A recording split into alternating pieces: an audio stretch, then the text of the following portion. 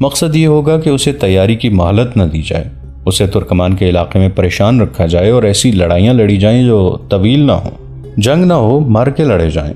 یہ مارکے صلاح الدین ایوبی کے انداز کے ہی ہوں، یعنی ضرب لگاؤ اور بھاگو، شب خون مارو اور کوشش کرو کہ ترکمان کے سبززار سے جہاں پانی کی بھی بہتات ہے، صلاح الدین ایوبی کو پیچھے ہٹا دیا جائے تاکہ اس کی فوج کو چارہ اور پانی نہ مل سکے۔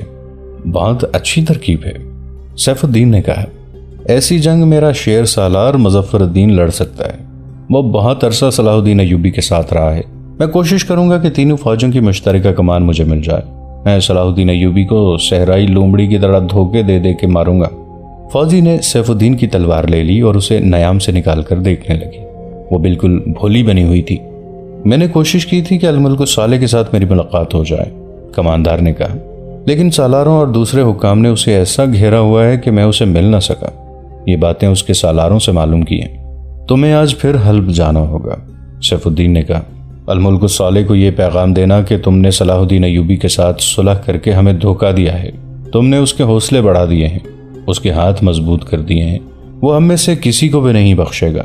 تم ابھی بہت چھوٹے ہو، گھبرا گئے ہو، یا تمہارے سالاروں نے لڑائی سے بچنے کے لیے تمہیں مشورہ دیا ہے۔ سیف الدین نے اس موضوع کا طویل پیغام دیا اور کماندار سے کہا، تمہیں شہر کی تاریکی میں نکل جانا چاہیے، دن کے وقت تمہیں اس گاؤں میں کوئی نہ دیکھے۔ یہ تھا وہ پیغام جس کا ذکر تاریخ میں آیا ہے۔ کماندار کچھ دیر آرام کر کے حلب کو روانہ ہو گیا۔ فوجی نے جو کچھ سنا تھا وہ داؤد کو بتا دیا۔ یہ معلومات بھی کام کی تھیں۔ حارث اور اس کا باپ گہری نیند سو گئے۔ داؤد کسی کام سے باہر نکلا، فوجی بھی دبے پاؤں نکل گئی۔ داؤد اپنے گھوڑے کے پاس جا رکا، فوجی بھی وہیں چلی گئی۔ مجھے اس سے بڑا کوئی کام بتاؤ، فوجی نے کہا، میں تمہارے لیے جان بھی دے سکتی ہوں۔ میرے لیے نہیں، اپنے قوم کے لیے اور اپنے مذہب کے لیے جان دینا، داؤد نے کہا۔ تم جو کام کر رہی ہو وہ بہت بڑا ہے، ہم جو جاسوس ہیں وہ اسی کام میں اپنی جانیں قربان کر دیا کرتے ہیں۔ یہ کام میرا تھا جو میں تم سے کروا رہا ہوں، میں نے تمہیں خطرے میں ڈال دیا ہے۔ خطرہ کیسا؟ تم اتنی چالاک لڑکی نہیں ہو فوجی، داؤد نے کہا۔ سیف الدین بادشاہ ہے، وہ اس جھونپڑے میں بھی بادشاہ ہے، تو کیا بادشاہ مجھے کھا جائے گا؟ فوجی نے کہا۔ میں چالاک تو نہیں، سیدھی سادھی بھی نہیں ہوں۔ تم نے بادشاہی کی چمک دیکھی ہی کب ہے؟ تم نے بادشاہی کی چمک دیکھی تو تمہاری آنکھیں بند ہو جائیں گی، داؤد نے کہا۔ ان لوگوں نے اسی چمک سے اندھا ہو کر ایمان بیچا ہے اور اسلام کی جڑیں کاٹ رہے ہیں۔ ڈرتا ہوں کہیں تم بھی اس جال میں پھنس نہ جاؤ۔ تم کہاں کے رہنے والے ہو؟ میں کہیں کا بھی رہنے والا نہیں، داؤد نے جواب دیا۔ میں جاسوس اور چھاپا مار ہوں، جہاں دشمن کے ہاتھ چڑھ گیا وہاں مارا جاؤں گا، اور جہاں بھی مارا جاؤں گا وہ میرا وطن ہوگا۔ شہید کا لہو جس زمین پر گرتا ہے، زمین سلطنت اسلامیہ کی ہو جاتی ہے۔ اس زمین کو کفر سے پاک کرنا ہر مسلمان کا فرض بن جاتا ہے۔ ہماری ماؤں اور بہنوں نے ہمیں جوان کیا اور خدا کے حوالے کر دیا ہے۔ انہوں نے اپنے دلوں پر پتھر رکھ لیے ہیں اور اس خواہش سے دستبردار ہو گئی ہیں کہ ہم انہیں کبھی ملیں گے۔ تمہارے دل میں اپنے گھر جانے کی، اپنی ماں کو دیکھنے کی، بہن سے ملنے کی خواہش تو ہوگی، فوجی نے جذباتی لہجے میں کہا۔ انسان خواہشوں کا غلام ہو جائے تو قرض دھرے رہ جاتے ہیں، داؤد نے کہا۔ جان سے پہلے جذبات قربان کرنے پڑتے ہیں، تمہیں بھی یہ قربانی دینی ہوگی۔ فوجی اس کے قریب ہو گئی اور بولی، مجھے اپنے ساتھ رکھ سکتے ہو؟ نہیں، داؤد نے کہا۔ کچھ دن میرے پاس رہ سکتے ہو؟ فوجی نے پوچھا۔ میرے فرض نے ضرورت سمجھی تو رہوں گا، داؤد نے کہا۔ مجھے اپنے پاس رکھ کر کیا کرو گی؟ تم مجھے اچھے لگتے ہو نا، فوجی نے کہا۔ تم جب سے آئے ہو تمہاری باتیں سن رہی ہوں، ایسی باتیں میں نے کبھی نہیں سنی تھی۔ میرے دل میں آتی ہے کہ تمہارے ساتھ رہوں اور مجھے زنجیر نہ ڈالو فوجی، داؤد نے کہا۔ اپنے آپ کو بھی جذبات کی زنجیر سے آزاد رکھو۔ ہمارے سامنے بڑے کٹھن راستے ہیں، ایک دوسرے کا ہاتھ ضرور تھامیں گے، اکٹھے چلیں گے، مگر ایک دوسرے کے قیدی نہیں بنیں گے۔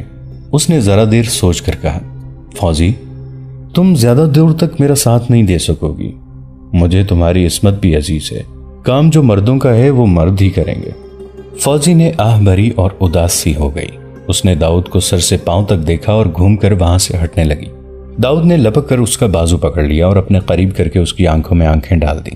فوجی اس کے ساتھ لگ گئی اور جذبات سے کامتی آواز میں بولی، جو کام مردوں کا ہے وہ عورتیں بھی کر سکتی ہیں۔ میری عصمت کوئی ایسا کچا دھاگا نہیں کہ ذرا سے جھٹکے سے ٹوٹ جائے گی۔ میں تمہیں اپنی عصمت پیش نہیں کر رہی، تم مجھے اچھے لگتے ہو، تمہاری باتیں مجھے اچھی لگتی ہیں، تم نے مجھے جو راستہ دکھایا ہے وہ میرے دل کو بہت اچھا لگا ہے، میں تمہارے قریب اس لیے ہو گئی ہوں کہ شاید تمہیں میرے وجود سے اپنی ماں کی اور اپنی بہن کی بو پاس مل جائے۔ تم بہت تھکے ہوئے ہو۔ داؤد، مجھے میرے بھائی کی بیوی نے بہت سی باتیں بتائی ہیں۔ وہ کہتی ہیں کہ مرد جب تھکا ہوا گھر میں آتا ہے تو عورت کے سوا اس کی تھکن کوئی اور دور نہیں کر سکتا۔ عورت نہ ہو تو مرد کی روح مرجھا جاتی ہے۔ میں ڈرتی ہوں کہ تمہاری روح مرجھا گئی تو کیا ہوگا داؤد ہنس پڑا اور اس کے گال تھپکا کر بولا، تمہاری ان بولی بالی باتوں نے میری روح کو تر و تازہ کر دیا ہے۔ تمہیں میری کوئی بات بری تو نہیں لگی؟ فوزی نے پوچھا۔ میرے بھائی کو تو نہیں بتاؤ گے کہ میں تمہارے پاس آئی تھی؟ نہیں، داؤد نے کہا، تمہارے بھائی کو کچھ نہیں بتاؤں گا، اور تمہاری کوئی بات مجھے بری نہیں لگی۔ ہماری منزل ایک ہے نا داؤد؟ فوزی نے کہا۔ مجھے معلوم نہیں کہ دل کی بات کس طرح کہی جاتی ہے۔ تم نے دل کی بات کہہ دی ہے فوزی، داؤد نے کہا، اور میں نے سمجھ لی ہے۔ تم نے ٹھیک کہا ہے کہ ہماری منزل ایک ہے، اگر یہ نہ بھولنا کہ راستے میں خون کی ندی بھی ہے جس پر کوئی پل نہیں۔ اگر تم ہمیشہ کے لیے میری ہو جانا چاہتی ہو تو ہمارا نکاح لہو کی تحریر ہوگی، پھر ہماری لاشیں ایک دوسرے سے دور بھی ہوئیں تو ہم اکٹھے ہو جائیں گے۔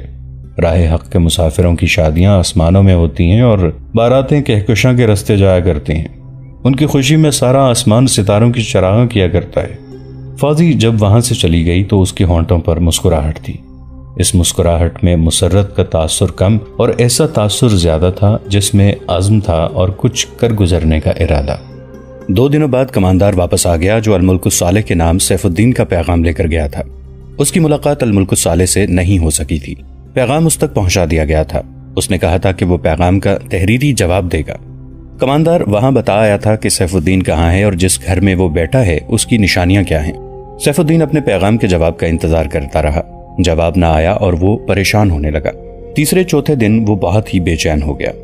کیوں نہ میں خود ہی حلب چلا جاؤں؟ اس نے اپنے نائب سالار سے کہا۔ اگر حلب کی فوج نے صلاح الدین ایوبی کے ساتھ صلح اور جنگ بندی کا معاہدہ کر لیا ہے تو ہمیں اپنے متعلق بہت کچھ سوچنا پڑے گا۔ گمگشتگین کا کچھ بھروسہ نہیں، ہم تنہا تو نہیں لڑ سکتے، ہمیں صلیبیوں کے ساتھ مل کر کوئی اور منصوبہ بنانا پڑے گا۔ کیا یہ ممکن ہو سکتا ہے کہ الملک الصالح صلح کا معاہدہ توڑ دے؟ نائب سالار نے پوچھا۔ یہ ممکن ہے، کماندار نے کہا۔ میں نے اس کے جن سالاروں اور کمانداروں سے بات کی ہے وہ کہتے تھے کہ الملک الصالح نے صلاح الدین ایوبی کو دھوکہ دیا ہے۔ اگر اس نے دھوکہ نہیں دیا تو بھی زیادہ تر سالار اور دوسرے حکام اس معاہدے کو تسلیم نہیں کرتے۔ صلیبی مشیر تو فوری حملے کے حق میں ہیں۔ آپ کو حلب چلے جانا چاہیے، نائب سالار نے اسے کہا، اور میں موصل چلا جاتا ہوں۔ تم ایک بار پھر حلب چلے جاؤ، سیف الدین نے کماندار سے کہا۔ الملک الصالح کو بتا دو کہ میں آ رہا ہوں۔ تم روانہ ہو جاؤ گے تو اگلی رات میں بھی روانہ ہو جاؤں گا۔ ہو سکتا ہے وہ مجھے ملنا نہ چاہے۔ شہر سے باہر المبارک نام سے جو چشمے ہیں میں وہاں قیام کروں گا۔ الملک الصالح سے کہنا کہ مجھے وہاں ملے۔ اگر وہ نہ ملنا چاہے تو مجھے المبارک آ کر بتا دینا۔ کیا آپ کا اکیلے جانا مناسب ہے؟ نائب سالار نے پوچھا۔ ان علاقوں میں کوئی خطرہ تو نہیں، سیف الدین نے کہا۔ میں رات کو جاؤں گا، کسی کو کیا خبر کہ والی موصل جا رہا ہے۔ صلاح الدین ایوبی کے جاسوسوں اور چھاپا ماروں کا کوئی بھروسہ نہیں، نائب سالار نے کہا۔ ان سے ہماری کوئی جگہ محفوظ نہیں۔ مجھے جانا ضرور ہے، سیف الدین نے کہا۔ خطرہ مول لینا ہی پڑے گا۔ آج تم موصل کو روانہ ہو جاؤ، میں کل رات حلب کو روانہ ہو جاؤں گا۔ جس وقت یہ باتیں ہو رہی تھیں اس وقت داؤد اور حارث کے کان دروازے کی درز کے ساتھ لگے ہوئے تھے۔ دونوں وہاں سے ہٹ گئے اور اپنے کمرے میں چلے گئے۔ داؤد گہری سوچ میں کھویا ہوا تھا۔ اس نے سیف الدین کا تعاقب کرنا تھا، لیکن کس طرح؟ سوچ سوچ کر اس کے دماغ میں ایک ترکیب آ گئی۔ ہم سیف الدین کے محافظ بنیں گے اور اس کے ساتھ حلب جائیں گے، داؤد نے حارث سے کہا۔ ہم اچانک اس کے سامنے جائیں گے اور کہیں گے کہ ہم اس کی فوج کے سپاہی ہیں۔ اگر اس نے کہہ دیا کہ دونوں موصل چلے جاؤ تو کیا کرو گے؟ حارث نے پوچھا۔ میں اپنا جادو چلانے کی کوشش کروں گا، داؤد نے کہا۔ اگر یہ بھی ناکام ہو گیا تو پھر یہ بھی حلب نہیں جائے گا، داؤد نے کہا۔ الملک الصالح نے صلاح الدین ایوبی کے ساتھ صلح کر لی ہے تو سیف الدین اس معاہدے کو منسوخ کرانے کے لیے حلب نہیں پہنچ سکے گا۔ اس نے حارث کو سمجھا دیا کہ انہیں کیا کرنا ہے۔ اسی رات سیف الدین بند کمرے میں اپنے نائب سالار اور کماندار کے پاس بیٹھا انہیں آخری ہدایات دے رہا تھا۔ رات کا پہلا پہر تھا۔ پہلے کماندار وہاں سے نکلا، حارث کے باپ نے اسے گھوڑا کھول کر دیا تھا۔ کچھ دیر بعد نائب سالار بھی چلا گیا، سیف الدین اکیلا رہ گیا۔ وہ لیٹ گیا۔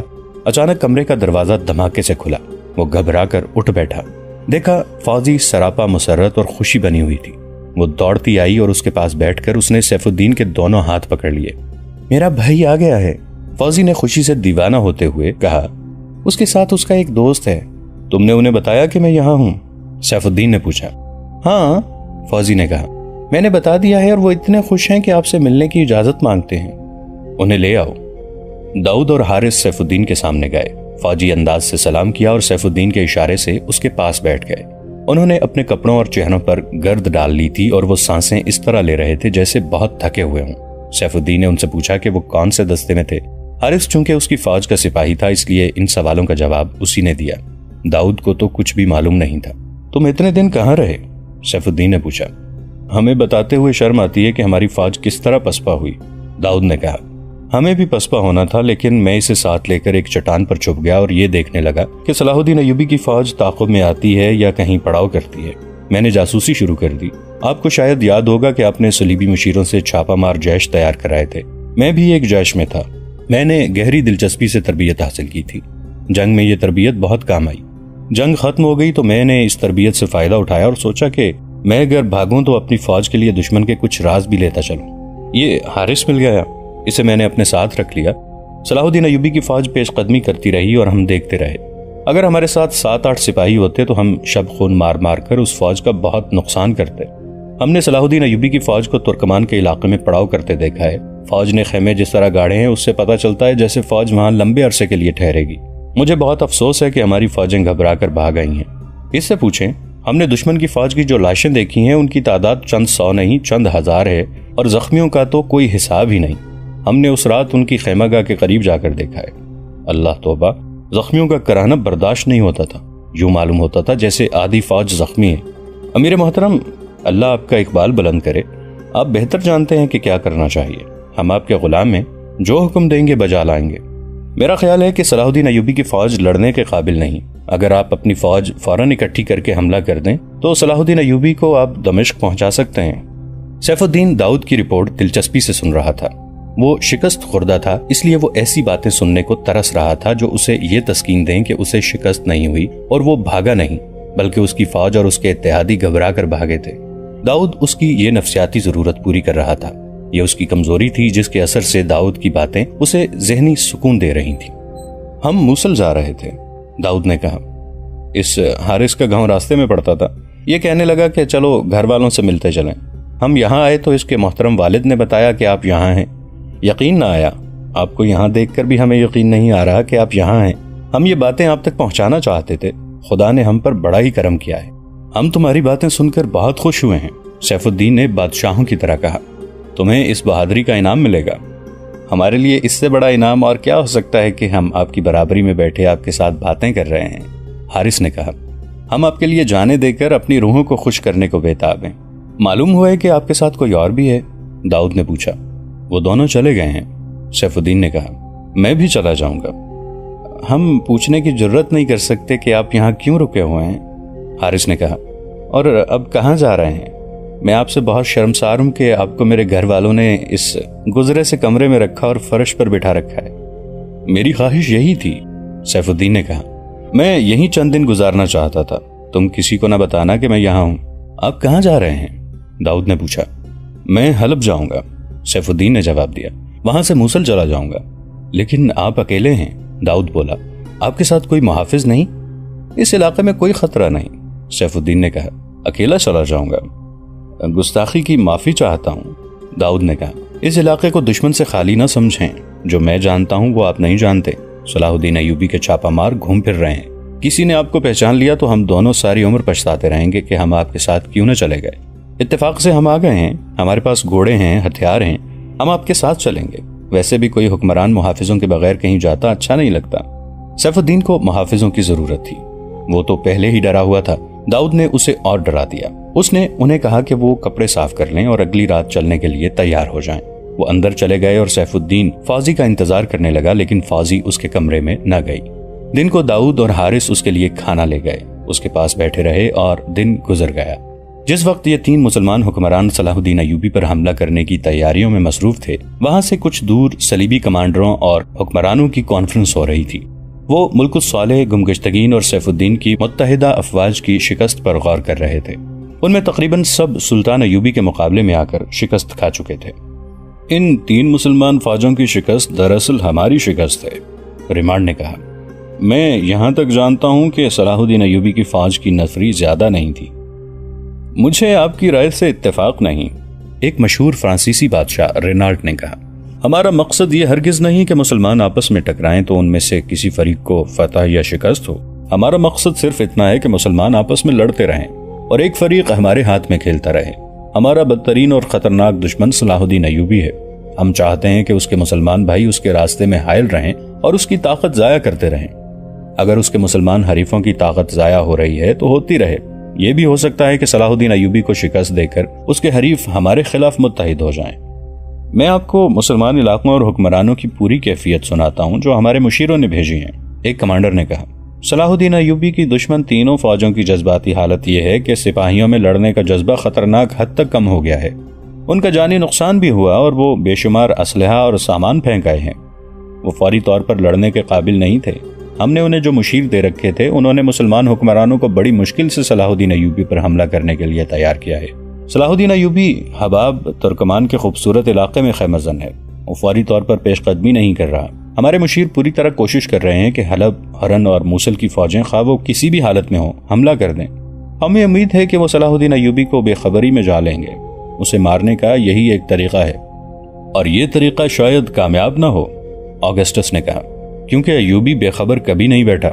اس کا جاسوسی کا نظام بڑا بیدار اور سرگرم رہتا ہے۔ اسے آنے والے واقعات اور حملوں کی اطلاع 2 دن پہلے مل جاتی ہے۔ ہمارے جو مشیر مسلمانوں کے ساتھ ہیں انہیں سختی سے ہدایت دو کہ اپنے جاسوسوں کو اور زیادہ تیز کر دیں اور ان کی تعداد بھی بڑھا دیں۔ انہیں یہ کام دیں کہ تمام علاقوں میں گھومتے پھرتے رہیں اور ایوبی کے جاسوسوں کو پکڑیں۔ جب مسلمان فوجیں حملے کے لیے کوچ کریں تو جاسوس اور چھاپہ مار دور دور بکھر جائیں۔